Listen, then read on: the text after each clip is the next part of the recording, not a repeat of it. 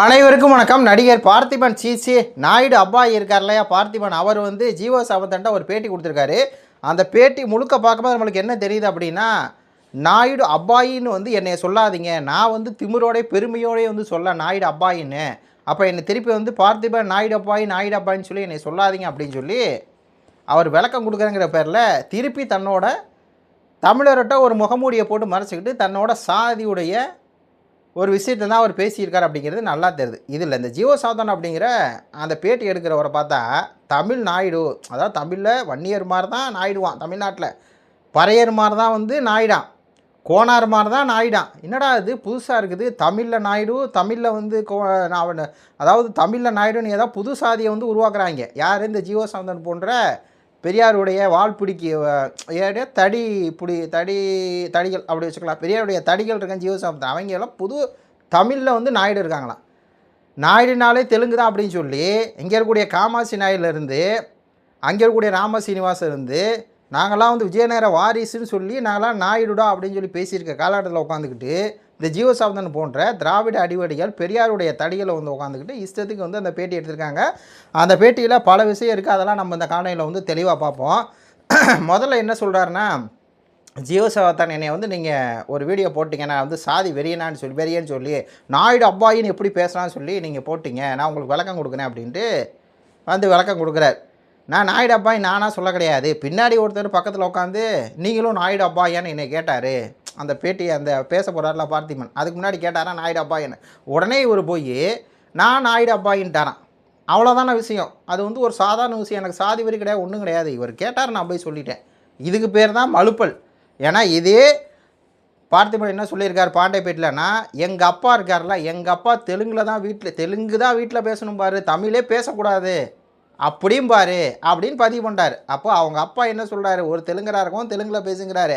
அப்போ நீ வந்து உன்னை தெலுங்கராக தான் உணர்ந்து நீ ஒரு நாயுடுவாக தான் இவரை உணர்ந்து இவர் போய் சொல்லியிருக்காரு நான் ஒரு நாயுடு அப்பாயின்னு.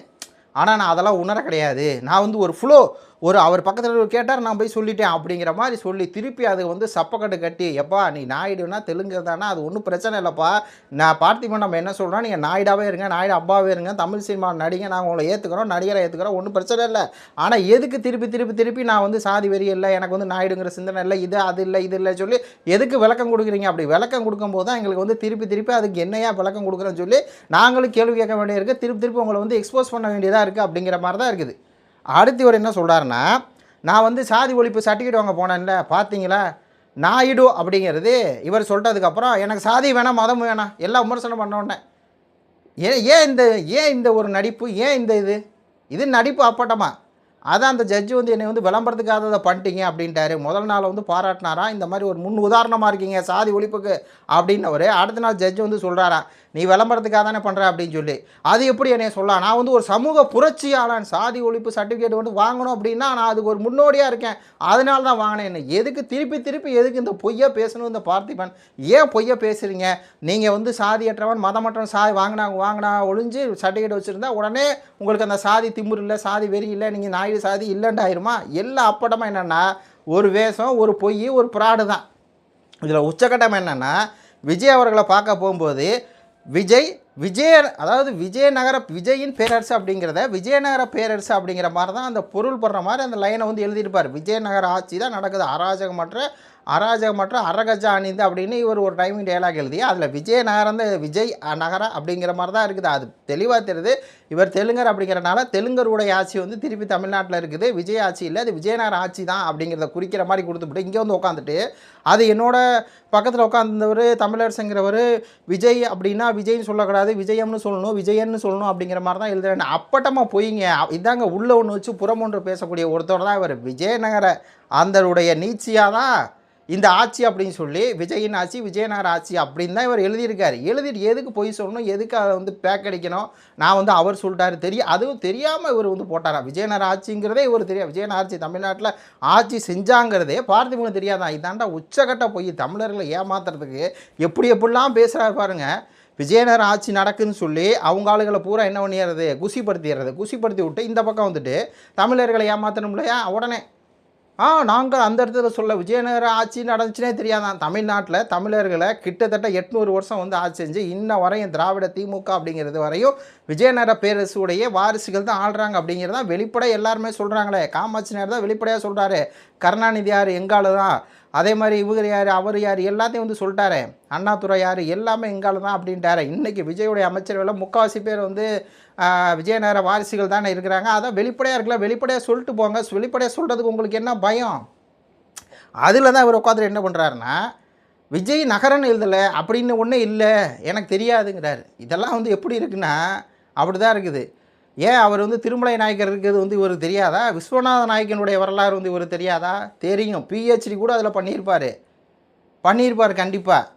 அதில் உடனே வந்து என்னை நான் வந்து உங்களை அப்படி ஏன் சொன்னேன்னா, அந்த பாக்கியராஜ் வந்து சொல்லிட்டாரு, அவர் வந்து இந்த மாதிரி தெலுங்கர் அப்படின்னு சொல்லி கம்மா நாயுடுன்னு தெலுங்குலேயே பேசிட்டார்.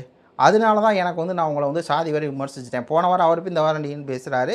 அதாவது இந்த ஜீவசாதம் வந்து ரெட்டை முகமூடி போட்டார். ஒரு பக்கம் தமிழ் நாயுடுன்னு ஒன்று உருவாக்குவார். தமிழ் நாயுடு வன்னியர் மாதிரி தான் நாயுடு, இங்கே பறையர் மாதிரி தான் நாயுடு தமிழ்நாட்டில்.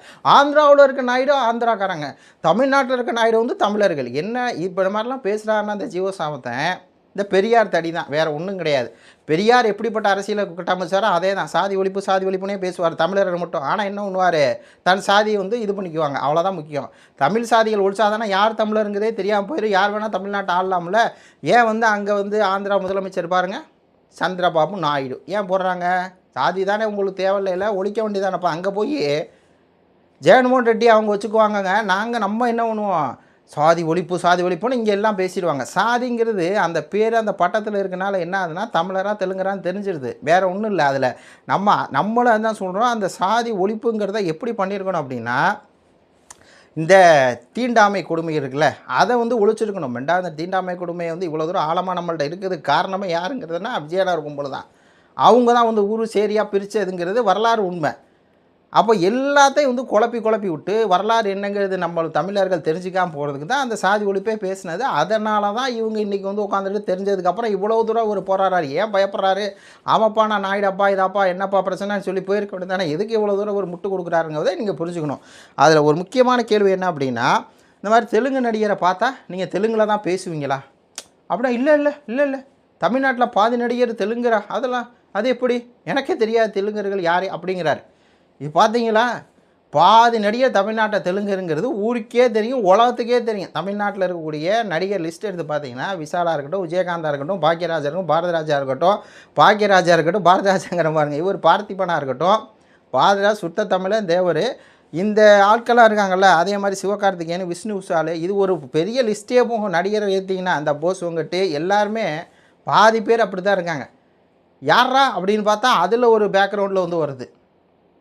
அப்போ எதுவுமே தெரியாதான். விஜயகாந்த் சார்ட்டெல்லாம் இவர் தமிழில் தான் பேசுவாரா. விஜயகாந்த் சார் மனைவி கட்டும்போது மட்டும் அவங்க ஆளுகளாக பார்த்து கட்டுவார். விஜயகாந்த் சாருடைய மனைவி இருக்காங்களே பிரேமலதா, அவங்க சீட்டு கொடுக்குறது மட்டும் அவங்க சாதி ஆட்களுக்காக கொடுப்பாங்க. 10 சீட்டு வாங்குறாங்கன்னா 6 பேர் 8 பேர் கொடுப்பாங்க.